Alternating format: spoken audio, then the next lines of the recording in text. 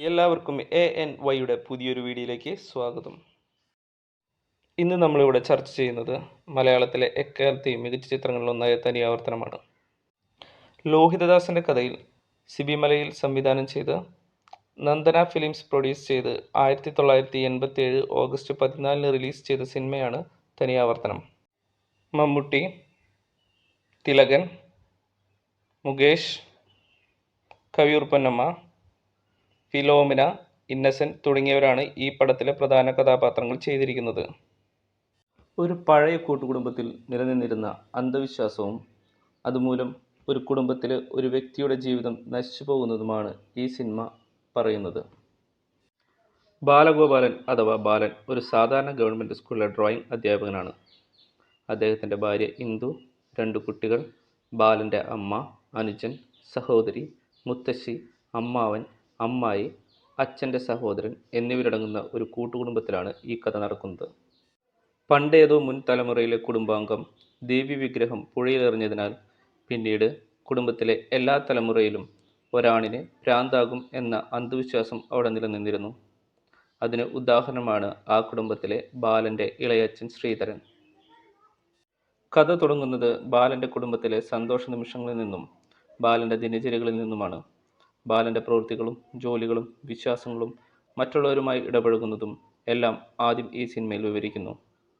ഇളയച്ഛൻ്റെ കഥാപാത്രം തിരശ്ശേരിയിൽ അവതരിക്കുന്നതോടുകൂടി കഥയിലെ പ്രധാന പ്രശ്നമായ അന്ധവിശ്വാസവും തന്മൂലം അനുജത്തിയുടെ കല്യാണം നടക്കാത്ത വിഷയവും ചർച്ചയാകുന്നു. ഇതിലെ പ്രധാന കഥാപാത്രമായ ഗോപി അഥവാ മുകേഷ് വിദ്യാസമ്പന്നനും ഈ അന്ധവിശ്വാസത്തിൽ വിശ്വാസമില്ലാത്ത ആളുമാണ്. ഗോപി ഒരു തൊഴിൽരഹിതനായതിനാൽ ഗോപിയുടെ വാക്കുകൾക്ക് ആ തറവാട്ടിൽ പ്രത്യേകിച്ച് ആരും വില നൽകാറില്ല. വർഷം വർഷം നടത്തിവരുന്ന പൂജാകർമ്മങ്ങളുടെ ചിലവുകളുടെ അവതരണത്തിലൂടെ കുടുംബത്തിൻ്റെ സാമ്പത്തികാവസ്ഥ മോശമാണ് എന്ന് എടുത്തു കാണിക്കുന്നു. അമ്മയും മുത്തശ്ശിയും അമ്മാവനും പൂർണ്ണമായും അന്ധവിശ്വാസത്തിന് അടിമകളാണെന്ന് ഈ സിനിമയിലുടനീളം ഇടയ്ക്കിടയ്ക്ക് കാണിക്കുന്നുണ്ട്. അടഞ്ഞുമൂടിയ മുറിയിൽ ജീവിതം മടുത്ത ശ്രീധരൻ തറവാട്ടുകുളത്തിൽ ആത്മഹത്യ ചെയ്യുന്നതോടെ കഥയുടെ ഗതി മാറുകയാണ്. ശ്രീധരൻ മരിച്ച ഉടൻ തന്നെ ജനങ്ങൾ അടുത്ത ശാപം കിട്ടാൻ പോകുന്ന ആളെക്കുറിച്ച് ചർച്ചകൾ തുടങ്ങുന്നു. മരണാന്തര ചടങ്ങുകൾ കഴിഞ്ഞ് ഒരു ദിവസം രാത്രി ബാലൻ ദുസ്വപ്നം കണ്ട് ഞെട്ടി ഉണരുന്നു.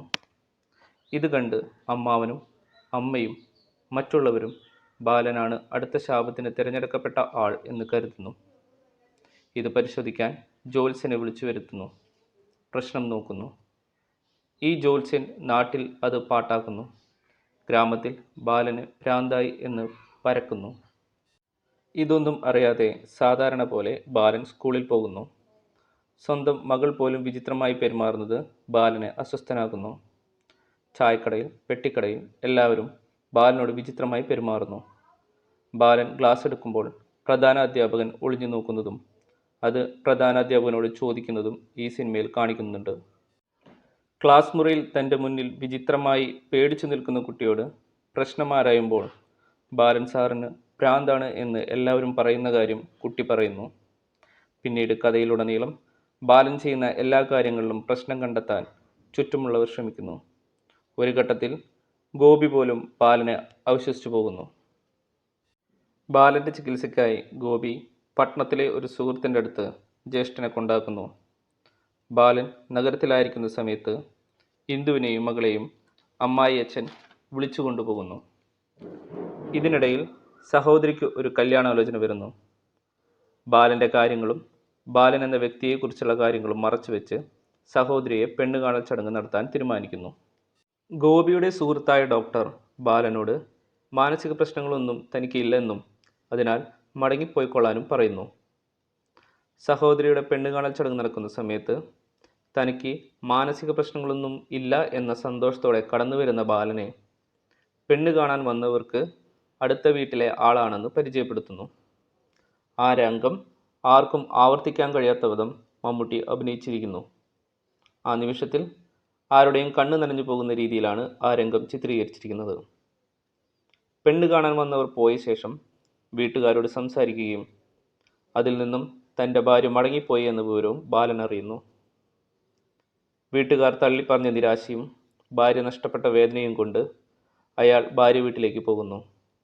എന്നാൽ ഭാര്യ പിതാവ് അത് തടയുകയും അത് സംഘർഷത്തിൽ കലാശിക്കുകയും ചെയ്യുന്നു. ഇത് കണ്ട് ബാലന് മാനസിക നില തെറ്റി എന്ന് കരുതി ബാലൻ്റെ അമ്മാവൻ ബാലനെ ആശുപത്രിയിലെത്തിക്കുകയും ഷോക്ക് നൽകുകയും ചെയ്യുന്നു. ബാലനെ കുറച്ചു നാളത്തേക്ക്, അതായത് സഹോദരിയുടെ വിവാഹം കഴിയുന്നതുവരെ ഹോസ്പിറ്റലിലിടാൻ ഡോക്ടറോട് അമ്മാവൻ അഭ്യർത്ഥിക്കുകയും ഡോക്ടർ അതിന് സമ്മതിക്കുകയും ചെയ്യുന്നു. സഹോദരിയുടെ കല്യാണവും പ്രശ്നങ്ങളും അമ്മാവൻ്റെ നിസ്സഹായതയും സിനിമയിൽ കാണിക്കുന്നു. അമ്മായിയുടെ കാതിലെ അവസാന സ്വർണവും വിറ്റ് ബാലന് വേണ്ടി പൂജ ചെയ്യുവാനും ബാലനെ വീട്ടിലേക്ക് കൊണ്ടുവരുവാനും തീരുമാനിക്കുന്നു. ഒരുപാട് ചികിത്സകൾക്ക് ശേഷം സ്വാഭാവികത നഷ്ടപ്പെട്ട ബാലനെ ഇളയച്ചനായ ശ്രീധരനെ അടച്ച അതേ മുറിയിൽ കൊണ്ടാക്കുന്നു. ഇതൊന്നും കണ്ടു നിൽക്കാൻ ത്രാണിയില്ലാതെ ഗോപി ജോലി കിട്ടി ഈ അന്ധവിശ്വാസത്തിനിടയിലേക്ക് ഇനിയും ഒരിക്കലും തിരിച്ചു വരില്ല എന്നറിയിച്ച് പോകുന്നു.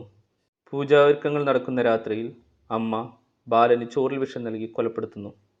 ആ രംഗത്തിലും ബാലന് മാനസിക നില തകരാറിലായിട്ടല്ല എന്ന് വ്യക്തമാക്കുന്നു.